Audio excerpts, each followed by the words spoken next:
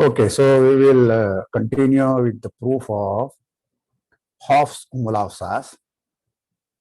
Last time we have reduced it to the case of a plane curve. The surface around this curve can be assumed to be the plane. This much we have done. Okay. Since the entire curve is bounded, its y coordinate will attain some minimum. Okay. So take one of those minimas. There may be several, doesn't matter. One of those minimas, so that, and choose that point as your 0, 0. Okay. Change the coordinates so that the entire curve is in the upper half plane along with the x-axis also. So this much you can arrange. Okay. Not only that, you can also assume that the curve is now oriented in the clockwise sense. You can choose your A. You have seen that A and B can be chosen at our will. So I'll choose the starting point of A to be 1, 0, the vector along the x-axis, the unit vector along the x-axis. And perpendicular to that, the unit vector along the y-axis, positive y-axis, will be called as B. Remember, we have now the frame is a constant all over. So everything is very nice now. It is like a plane geometry now of school. Okay. So we are assuming this gamma dot is 1, 0 because we are also assuming that it is arc length parameterized, which is same thing, unit speed parameterization. Okay. So all the unit vectors are, all the tangent vectors are unit vectors also. All right. So with all these preparations, so we will define an auxiliary function here on this triangular area inside R2. It is 0L cross 0L, but not the entire of this rectangle, but only half of this, namely the t coordinate is less than or equal to s coordinate. So you can say x and y if you want. X is less than or equal to y. So it is upper half part of the triangle, of the rectangle. Okay. On this x, I am considering an auxiliary function lambda defined as follows. Okay. Lambda is also R2 valued or a vector valued function. It is for t less than s, after all, t is less than or equal to s. For t strictly less than s, it means in the interior of the triangle, I mean the diagonal is left out here. Gamma s minus gamma t divided by norm of gamma s minus gamma t. The vector gamma s minus gamma t denotes the chord vector. Okay, with gamma s is the point pointing towards gamma s starting from gamma t. Okay, then I normalized it. Okay, so t, remember t is smaller than s, so you take a forward point and come back to the backward point. So that is the vector from backward point to the forward point divided by the its norm, so unit vector. So this is well defined because I can, this gamma s and gamma t are not equal because t is less than s. Remember, gamma is a simple closed curve. Therefore, only gamma 0 and gamma L are equal. Okay, only the endpoints are same. Otherwise, it's an injective mapping. So this is a different non-zero vector, so you can divide by them. So this is a norm 1 chord. It is a norm 1 vector, unit vector. Okay, so for all t less than s except the corner point 0L, 0, L along the y-axis. Okay, if t is equal to s along the diagonal, you just take it as gamma dot t. So that is also another unit vector. Okay. The third point, one point is left out, namely Ts equal to 0L. You just define it as minus 1, 0. Okay. So negative x-axis vector. Okay, minus E1 you can write. So what I have got is actually a function inside S1 here. Okay. Because they are all unit vectors. The beauty of this is that this function is continuous. Just continuous. We are not going to bother about its smoothness. It may not be actually a smooth function at all. So verification that this function is continuous, I will leave it to you. Okay. So if you want, you can discuss it in the tutorials. So tutorial will be 2 days after, so you have enough time to verify this one. So this is totally elementary calculus, but you may have difficulty, in which case we will help you. So lambda is a continuous function. Okay. So here is a picturesque way how lambda is defined. So this is my gamma. I have chosen the least point on the y coordinate least point, one of them. There may be many. In the picture, it's only one of them. That is that point as 0, 0. So this is x-axis, that is y-axis. Okay. So you take gamma s here minus gamma t. That is the vector. Of course, this is a chord. You have to divide by its length. So that is one element of S1. Like this is element. Here, gamma s equal to gamma t here. So you have to take tangent. T and s are same. You have to take the tangent vector, which is already unit vector. Similarly, here you have to take the tangent vector. Okay, whenever these 2 points, so for example, gamma 0 here and gamma some s, it is this vector. So keep taking that. Okay.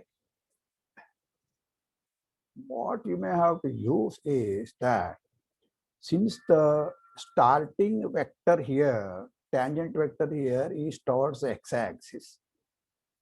Okay. And this is one of the least point. If you draw this y-axis here, some small portion of immediate portion, some epsilon, the curve in the 0 to epsilon, the curve will be on the positive x-axis side, and for minus epsilon to 0, it will be negative on x-axis on this side. So this is an elementary observation because this is a smooth curve and the tangent is this direction. Okay. So such elementary things you may have to use. In fact, I have already given you a hint for how to prove the continuity at this point 0. All right. So assume that this function is continuous. Then we can use our lifting properties, degree, etc. That is whatever you have defined to complete the proof. Okay. Since lambda is nothing but the chord vector. Okay, chord I have written. It's actually normalized chord, issuing from or pointing at the origin. Okay, from various things you can start. Note that since gamma is assumed to be a simple closed curve, lambda is never 0. Check that lambda is actually continuous. Okay, actually I have shown that lambda is always unit vector. Since x is star-shaped set, by theorem 2.4, we get a map phi from x to r. We can lift it such that the 0, 0 goes to 0. I can use whatever I want. So that E of that comes to 0. E of phi is lambda. Lambda 0, 0 is 0. That's why I can do this. Okay, so you can choose such a function E, function phi from X to R. Why? Because X is a convex set. So that was the theorem. Okay. So we can now restrict the function lambda to the three boundary lines of X.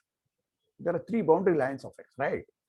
On the diagonal 0, 0 to LL, lambda T is gamma dot T by definition.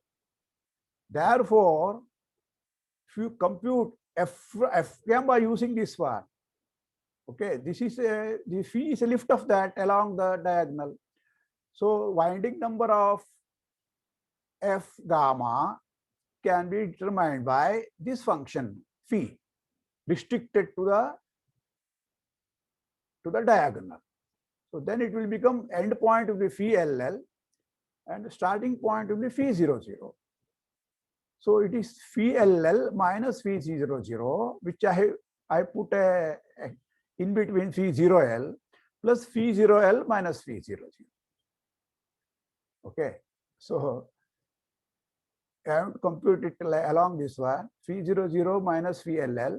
But I can say that this is this minus this plus this minus this.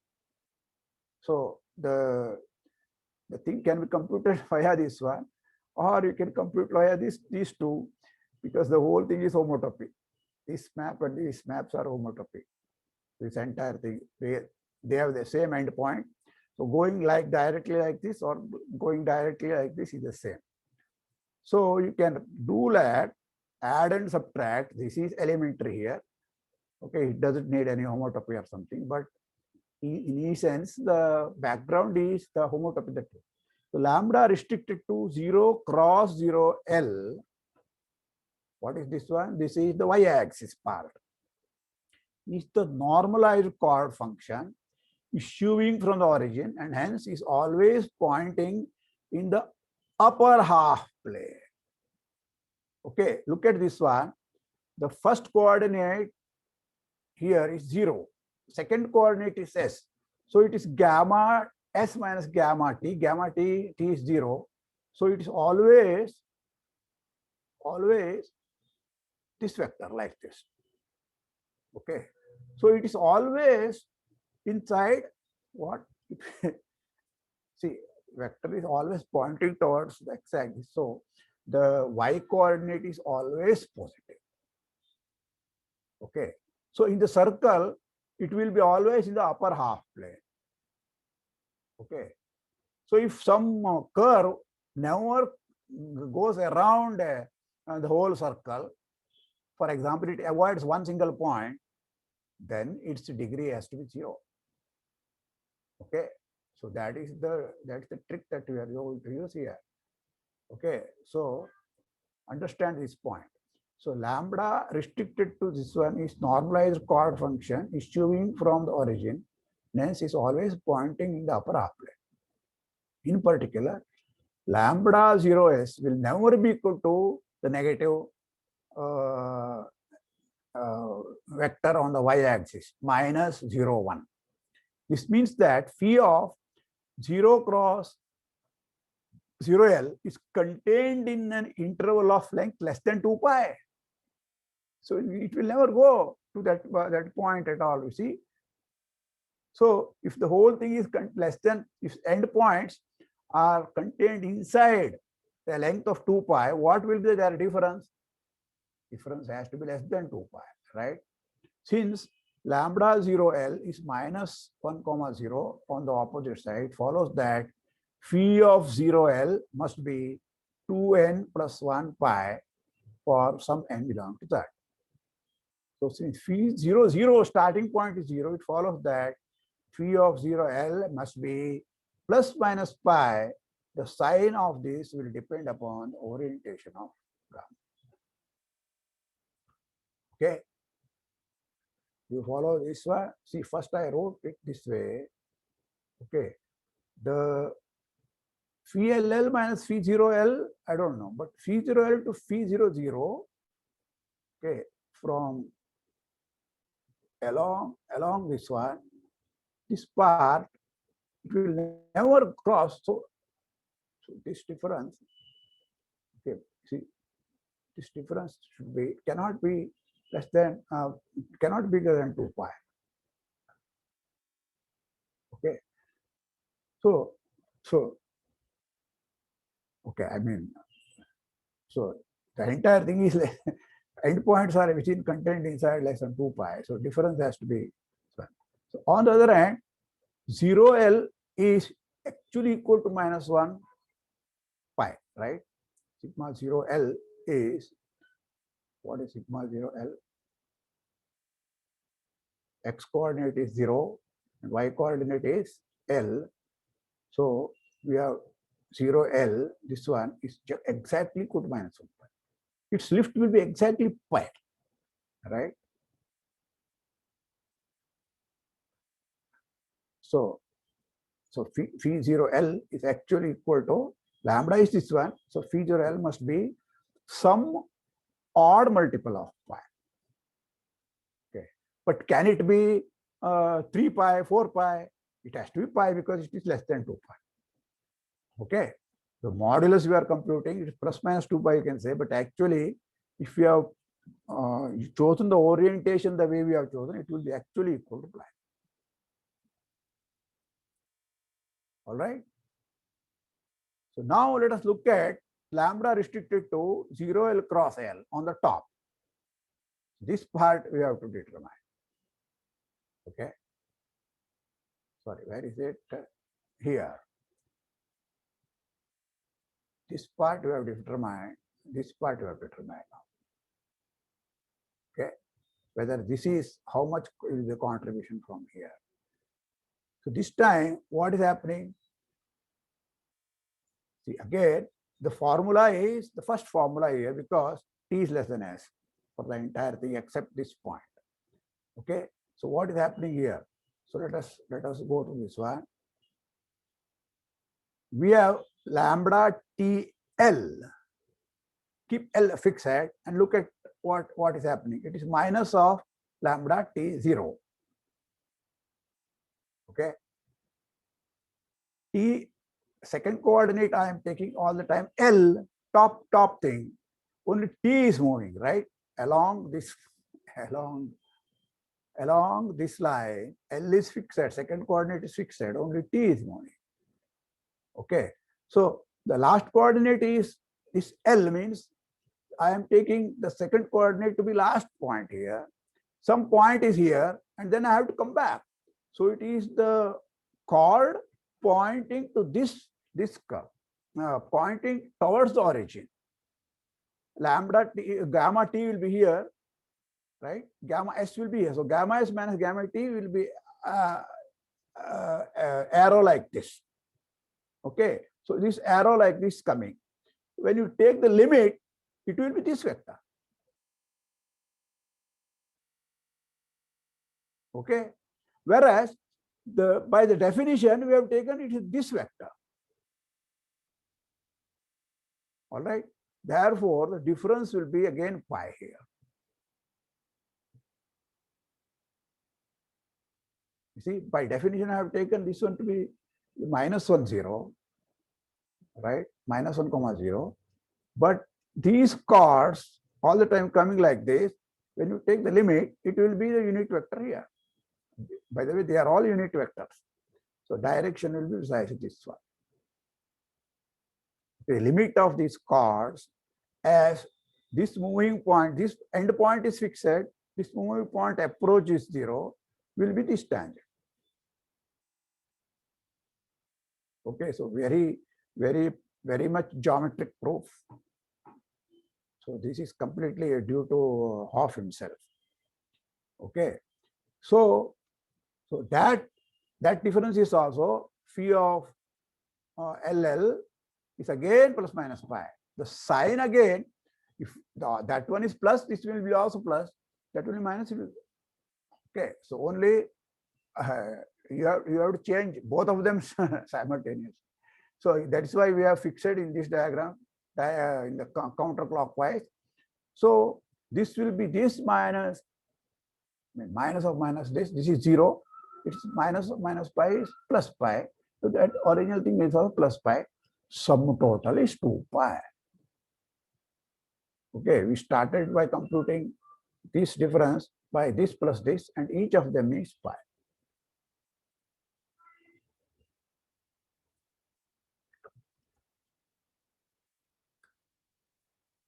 So that is the dramatic finish of Hopf-Umlauf-Sass. Quite a bit of analysis and then bit of geometry. There is no novelty. This is directly from Hopf. Okay. Next, we consider the case of, okay, suppose with theta, that is what I am telling you. Suppose we have chosen AB by taking Gram-Schmidt process, applying Gram-Schmidt process on the two tangent vectors sigma u and sigma v. That will give you a God-given orientation, because the normal is always fixed. Therefore, Gram-Schmidt process will give you correct orientation. 0 to L theta dot ds will be actually equal to pi. Okay. I mean, in the case of plane curve, it is obvious here. Everything gets the plane curve. If your curve was like this, oriented clockwise, then I had to choose this one on this side, right? So when you come back this way, this vector would have been this one. So the two of them would have interchanged. So sum total will be remain 2 pi. So there is no ambiguity in that one. Okay, only when the curve is this way and you have chosen the orientation the other way, then you have a problem. For example, in this curve is this way oriented, but the y-axis is downwards you have chosen. Positive y-axis is downwards. Then the sign would have been minus 2 pi. Okay, so that is the difference. This is what you have to understand. Okay, so now we come to the case when the curve is not a regular curve. Remember, we forget to mention the regularity. We keep on saying smooth curve and so on. Regularity means the tangent is never 0. Okay. Of course, unit speed curves are regular. All right. So now what is the case? Some finitely many points, they may be singular points at which the derivative may be 0 or may not be defined from one side to the other side. That is the case that we are interested in. We are not interested in the derivative being 0. Okay. So the curve is divided into n portions. So how do you divide a curve into n portions? By dividing the interval itself. Okay, 0 to L is the interval. So choose points a1 less than a2 less than an inside L, 0 to L. At these points ai, you have a left-hand derivative and right-hand derivative. Both are non-zero vectors, but they are not equal. That is the meaning of piecewise smooth case. Okay. In this case, directly you can't apply Hopf-Umlauf-Sass. Whatever we have proved it for regular curves. Okay. Not only that, even the formula itself will be wrong. There will be jump in theta dot. Theta dot is no more continuous now. Okay, there will be jump in theta dots. That has to be compensated in the formula. How to do that? That is the point that we want to discuss. Okay. So this is the formula. Integral 0 to L theta dot. This makes sense, by the way. Okay, because there are only finitely many discontinuities. So Riemann, this is just an ordinary Riemann integration. So integral makes sense. This integral is 2 pi minus a certain error term, summation delta I. What are these delta I's? They are respective jumps, namely the external angles spanned by the two non-agreeing tangents at each point. At each point you have two tangents, right? One is the left-hand derivative, other one is the right-hand derivative. Okay. Since they are not equal means what? You see, they are, you can, both of them you may make unit vectors, first of all. Not equals means what now? They are not parallel, not only not parallel, not in the same direction. They may be in the opposite direction, that then also they will be parallel. But that is also not allowed. Okay. Therefore, the difference makes sense. You have to always measure. How do you measure? Measure from the right-hand derivative to the left-hand derivative. Okay. So once you measure that, those things are delta i's, sum total of delta I has to be subtracted. In other words, whatever the integral plus this delta is total, that is 2 pi. For example, this is precisely what happens if you take a plane triangle or any plane convex polygon. The integral theta dot ds will be 0. Why? Because they are constants, right? Theta is constant along each line, right? So theta dot is 0. So some integral will be also 0. So this just tells you that the sum of the external angles is equal to 2 pi, which you know from your school geometry. So this formula, you can say that it is an extension of your school geometry result. Okay, so let's work out how it comes. Okay, so this is what is happening. So this curve gamma, starting from, I say P1 here, going like this, like this, like this.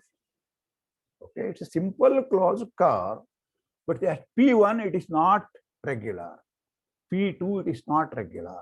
P3 it is not regular, and so on. Okay, at P1 what do I do? Look at the left-hand derivative, or do you call it right-hand derivative? Minus will tell you where to happen. I have to take epsilon, so minus epsilon, and take the derivative. Epsilon tends to 0, take the limit. So this gamma 1 minus epsilon 2 gamma plus at the point P, P1. Okay, so measure this angle delta 1. At P2, again, gamma 2 plus minus, okay, 2 gamma 2 minus. So this is delta 1, delta 2. So like this, you add all these external angles. Okay. Oh, sorry, here you have to measure this way. Okay, this gamma 1 plus is here to this one. This is the angle. This, okay, this is plus anyway. Yeah. So sum total you have to subtract from whatever contribution, the integral from here to here, plus here to here, plus here to here. Okay. The integral theta dot is split up into n integrals, wherein it makes appropriate sense. So it's a finite sum. Okay. So this sum total is contribution of from theta dot. This is contribution integral of theta dot. This is theta dot. Okay. So that will be equal to 2 pi minus all these angles. So that is the statement. So how do you prove this one? The proof is like this. So what do I do at this point, the corner point? I will make a small approximation to this curve by a smooth curve. Okay. and then I compute the angle formula for the smooth curves. So each of them you convert it into small smooth curve here, a smooth curve here, a smooth curve here. Choose epsilon sufficiently small and fit a small smooth curve at each of these points. Okay. Now for the new curve that I have given, that is a regular curve. So integral of theta dot ds will be equal to 2 pi. So now you have to compare from the smooth curve to the original curve which is not smooth, what is happening. Okay, so this is what we are going to do. So here one portion I have chosen at, say, at pi. Pi is gamma ai. So I have written ai. So I have written ai minus epsilon at this point to ai plus epsilon. So I have chosen a small smooth curve so that the whole thing is also smooth. Okay, from thick curve is the original thing, dot dot dot is the new curve. All right, when you integrate along this one, you get the whatever formula you have. You have to do it for all the points. You get theta 2 pi. So what is the difference? How to compute this one? This is true. Whatever epsilon I choose, okay. So I can make this epsilon converge to 0, so that ai minus epsilon converge to ai. Okay. So what happens when you take this limit? This part will become the gamma dot minus at this point. From here, it will become gamma dot plus from this point. Okay. Therefore, the contribution will be precisely this much. When you take a limit, okay, this formula is true for all the points ai minus epsilon, ai plus epsilon, right? The integral is 2 pi. In the limiting case, it is not valid. But what is the limiting case? It is this minus this. So sum total, this part has to be added. Okay, so that is the formula here. 2 pi equal to 0 to L. The theta total is the new curve, which is regular curve, which approximates the original curve. For that, I have a theta. I am written at theta total. Theta total dot ts is the same thing as theta dot from outside ai plus epsilon to ai plus 1 minus epsilon. The next one. Okay, so what I am from this point to the next point, from behind point to up till here. But I cannot take this part. This part I have to leave. For this part, how do I get this part? This part is when you take the limit, it will be equal to delta. Okay, so split it up from as sum total of these things. These are nice curves. This part is just theta ai plus epsilon, theta ai minus epsilon. At this point, you take the angle and this angle. The difference of this angle when you take the limit will be precisely this.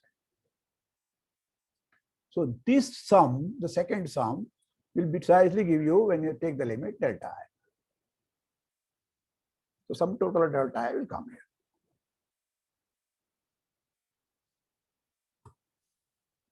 Okay.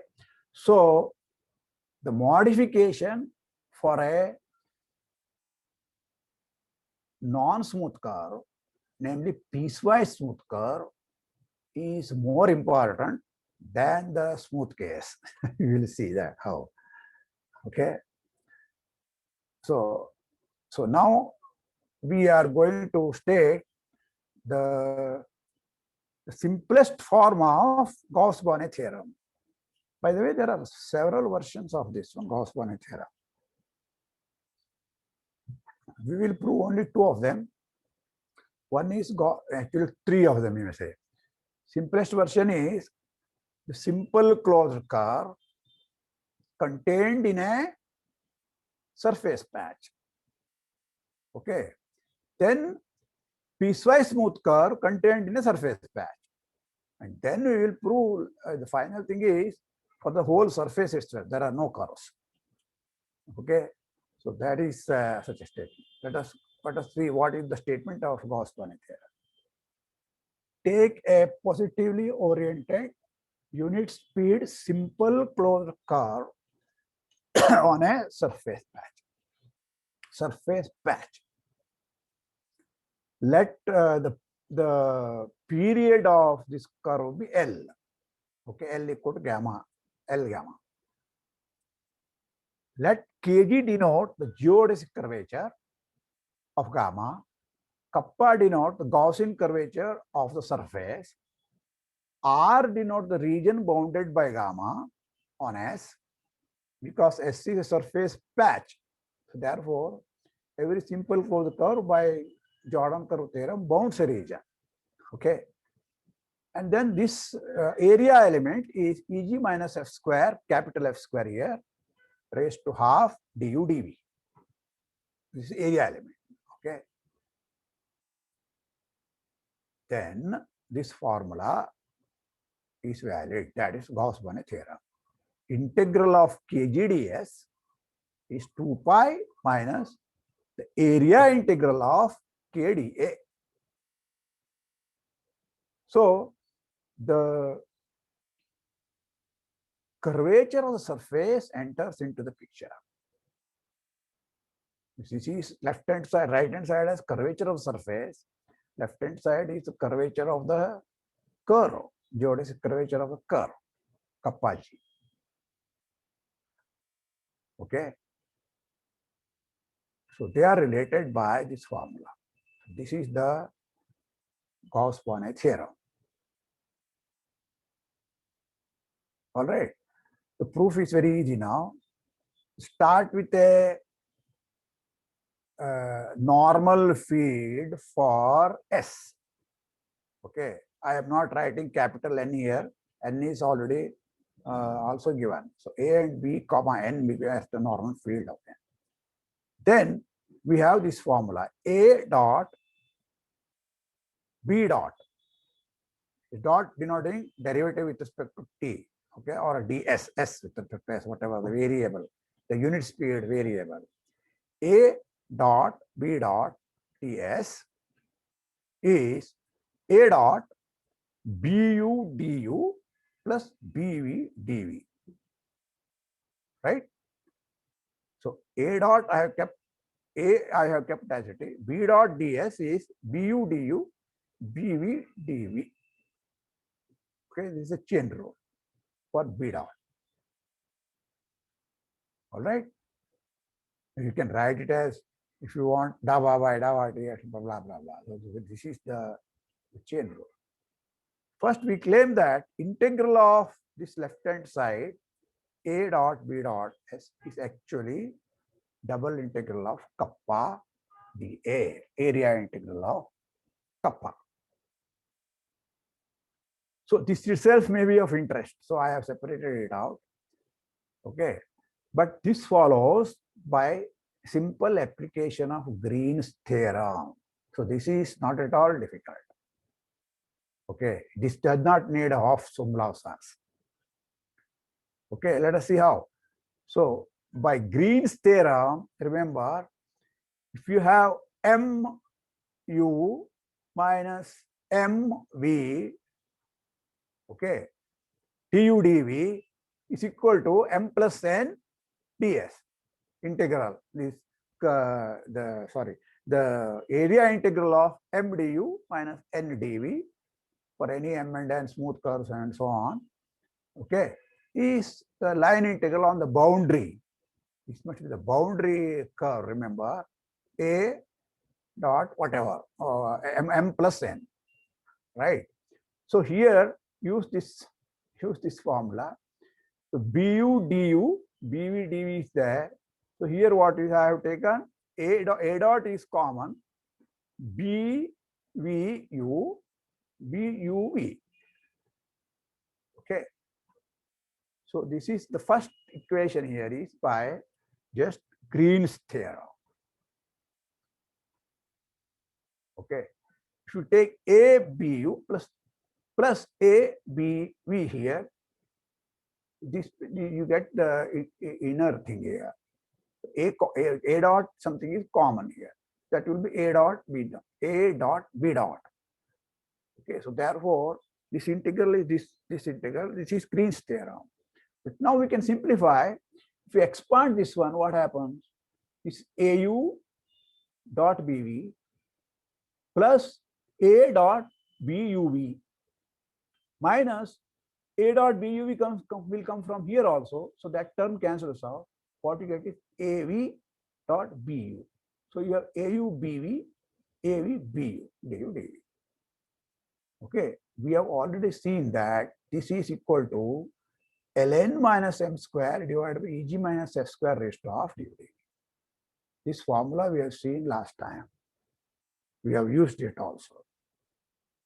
Okay, but now you can use dA is what? Eg minus f square raised to a half times du dv, right? So put one more factor here, Eg minus f square raised to half. This will become Eg minus f square. Okay, du dv becomes, after multiplying Eg minus f square raised to half, dA. But this term is nothing but kappa. That also we have used earlier. So this integral is equal to the kappa dA, area integral of kappa. Sorry, I keep saying kappa. This is the K. Okay, the curvature of the surface itself, Gaussian curvature of surface itself. Okay, but we also remember we have also have kg equal to theta minus a dot b dot, right? This also we have used. Now we are coming to Hofstad's here. Therefore, integral of kg ds is integral of theta ds minus integral of a dot ds. Integral of theta dot is 2 pi. Integral of a dot bs is this minus this one. The theorem is over. Okay. So essentially, this form of Gauss-Bonnet is an easy consequence of Hofstad's. The half part is this one, the other half part is just Green's theorem. Okay, Hofstad's and Green's theorem together imply this one. This is the way you can remember the Gauss-Bonnet. Okay. Once you have simplest form, you can do some, miniature circus here and there, and then get many more interesting formulas. So let us start doing that now. All right. The first thing is extend the result to the case of piecewise smooth curve. All that you have to do is remember Green's theorem is valid for piecewise smooth boundary also. Okay. Therefore, we have to only change this part, integral of theta dot ds. But then all that we know already done that. Namely, an error term will come. Namely, sum of the external angles will have to be subtracted. So what do you get? Integral of kg ds is equal to 2 pi minus delta gamma. What is delta gamma? It is the sum of all the external angles of gamma. If gamma is smooth, this would have been 0. Gamma is a regular curve, this would have been 0. So other term remains as it is. Okay, so this is the second formula for, second, you can say this is Gauss-Bonnet theorem, the second version. Okay, so now let me discuss the orientation of a surface. The simplest thing to do is take a surface which is the boundary of a solid in R3. By the way, we are all the time taking surfaces inside R3 here. Okay, there are versions of Gauss-Bonnet for any surface anywhere. So that we are not discussing in this course. So we are taking it inside R3.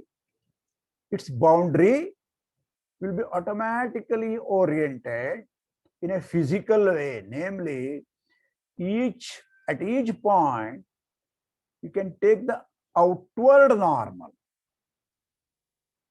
See, a solid in R3, obviously we can talk about outward normal.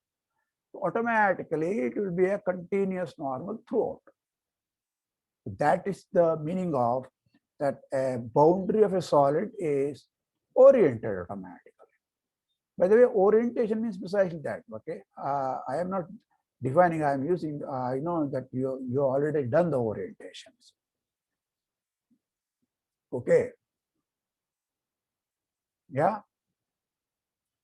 But you can start with an abstract definition that you have a surface inside R3, but then you don't know whether it bounds a solid. That requires a proof. It is just like a simple closed curve inside R2 bounds something, bounds some region, and that is the Jordan curve theorem. Exactly similarly, there are theorems in what? In higher dimension. Okay, a codimension 1 surface in Rn always bounds something, some solid. So this is Jordan-Brouwer separation theorem. If you take a surface, in a surface I say inside Rn, it is n-1 dimensional manifold. Okay, a compact n-1 dimensional manifold without boundary. That itself bounds, it will be a boundary of some solid. Then that's called interior of the surface. All right. So you can use that. Then also it will be automatically oriented. Once it is the boundary of a solid, it will be oriented. Okay. So you can be sure that all compact surfaces without boundary are orientable. Okay, without boundary is important. You can take the Mobius bag, which is a compact surface inside R3, but it is not oriented. It has a boundary, of course. Okay, so without boundary is important. All right. So once you have that, you can talk about the Gauss map. Now, Gauss map can be taught in two different ways. Namely, at each point, you have that nice tangent, the tangent plane. On the other hand, you can also take the unit normal because it's oriented, right? Take the oriented unit normal, you get a function into S2. Because we are working in R3. Unit normal will be, unit vector will be S2. So that function from the surface S to S2, you can call it as Gauss map. Okay, I don't know how you have defined your Gauss map. This is very easy definition of Gauss map. You can always denote it by n itself. This n as a function on S is precisely this Gauss map. Okay, so once you know this, then you have to know a little bit about two forms and one forms and so on. Your elementary calculus leading to Green's theorem and Stokes theorem and so on. I hope you are familiar with that. In the language of these two forms, what you get is the following. Okay, you are in chapter 8 of your book, you have seen that sigma uv is a surface patch of on S. Then this nu cross nv is kappa times sigma u cross sigma v. So kappa is coming there. Okay. So in terms of the differential forms, you can just rewrite the whole thing as kappa of DAS. DAS is the area element for the surface. It's the same thing as you look at the surface element for the standard two sphere. This is A to S. This A to S is a surface standard two sphere. Okay. This is again the area element. If you pull back via G, that is I am denoting by G star of S. that will be equal to kappa of DAS. Okay, so understanding it this way helps you to understand Gauss-Bonnet theorem, what is happening from arbitrary surface, from a standard sphere to an arbitrary surface. Okay, the celebrated Gauss-Bonnet theorem allows you to compute the integral of this one, kappa DAS. Okay, this is too far now. Integral of this one, the area integral, in a combinatorial fashion. Okay, so that brings us to the notion of triangulation of surfaces. Okay, the surface has to be broken up into smaller pieces. Apply the Gauss-Bonnet theorem that we have proved for curvilinear for curves which may have piecewise smooth curves, and then put them together, then you get this Gauss-Bonnet theorem. So we have to split the given surface into smaller portions. That comes to the triangulation of a surface. Okay. So let us discuss triangulation of surface for a while and then stop. We cannot control complete this one anyway. So let me begin with completely some basic definitions which you may not know, you may know, doesn't matter. By a graph G, I mean an ordered pair of sets V, E, where V is a set and E is a collection of two subsets of V. Two subsets means what? Two element subsets. Each subset will have two elements. So V itself is a set, E is a collection of two subsets.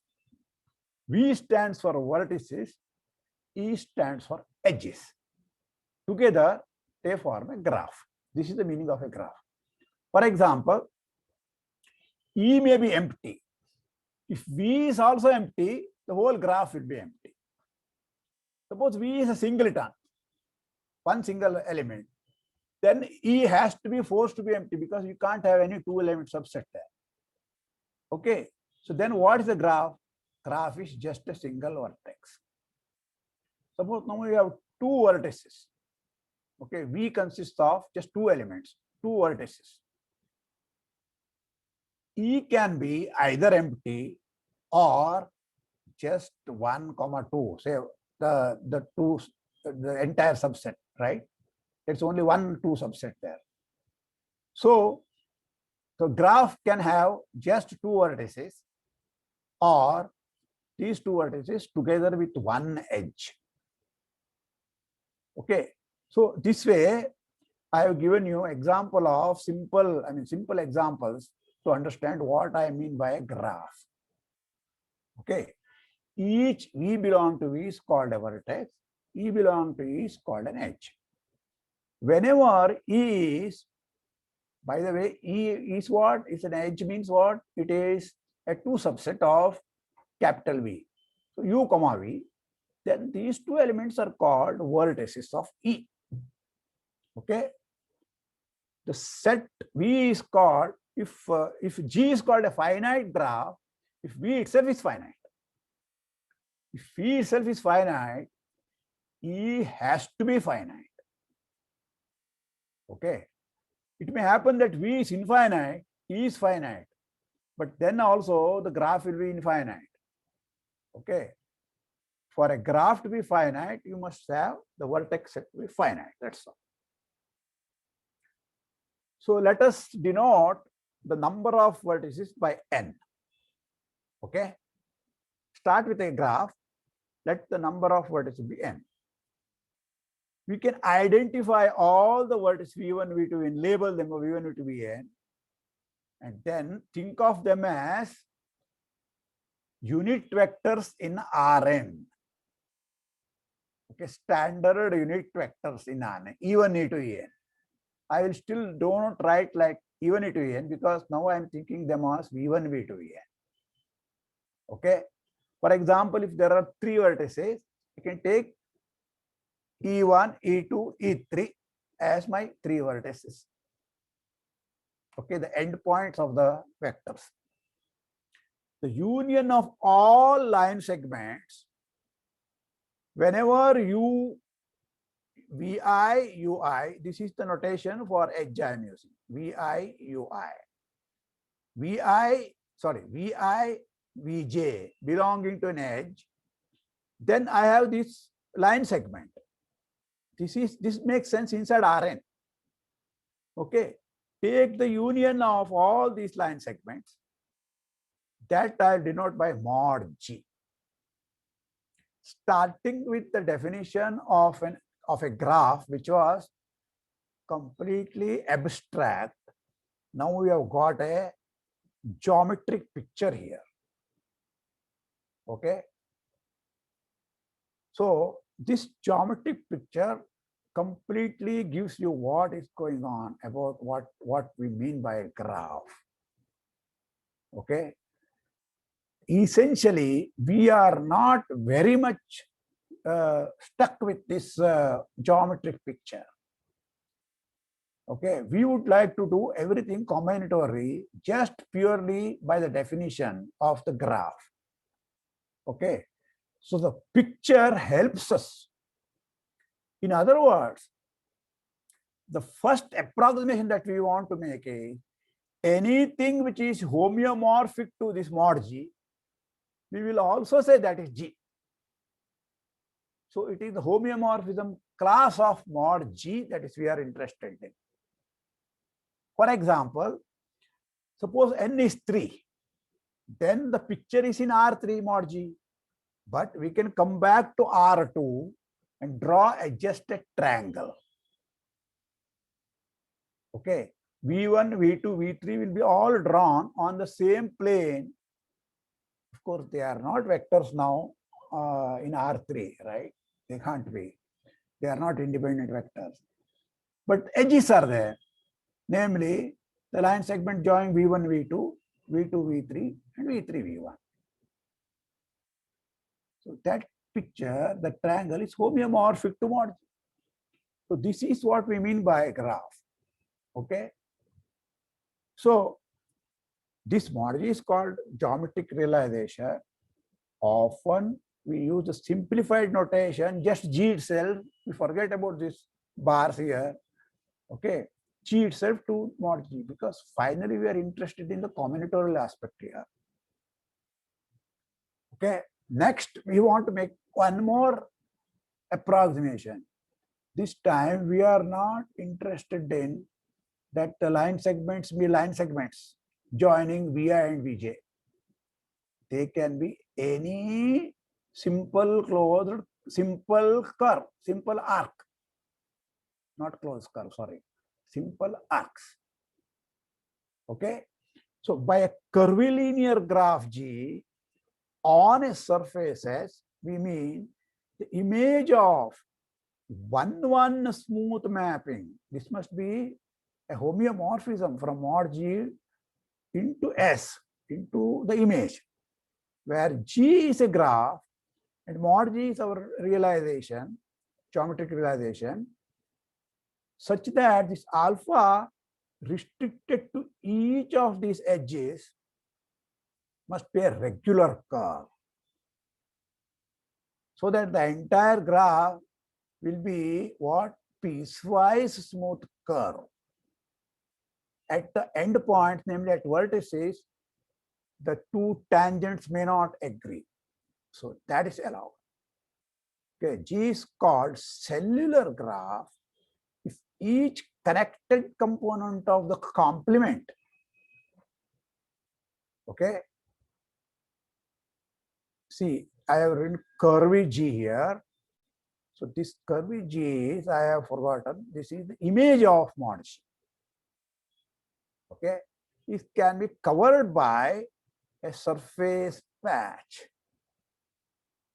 In other words, each component of the complement must be homeomorphic to, actually diffeomorphic to an open disk. Okay, it will be automatically once it is covered by a surface patch. The closure of each component of S minus G is called a curvilinear polygon or a face. A cellular graph on S is called a triangulation of S if each curvilinear polygon is a triangle. For example, we don't have a square or a rectangle and so on, a pentagon and so on. All of them are triangles. Okay, curvilinear though. Curvilinear means what? Each edge is just an arc, not a straight line, not necessarily a straight line. Straight lines are also allowed. Okay, so today we will stop here and continue this tomorrow. Okay, so the graph, little bit of graph theory enters here. So I have defined what is the meaning of a triangulation to you of a surface. Okay, so it is something of a graph embedded on the surface such that each component of a complement looks like a triangle. That's why it's called triangulation. Okay, why such things exist? That will be the topic next time. Okay, this is not there in your book. Wherever it is there, quite several places, the wrong proofs are given. This is a serious thing. So I will give you a proof which is very easy to understand. Okay, we stop here. Any questions?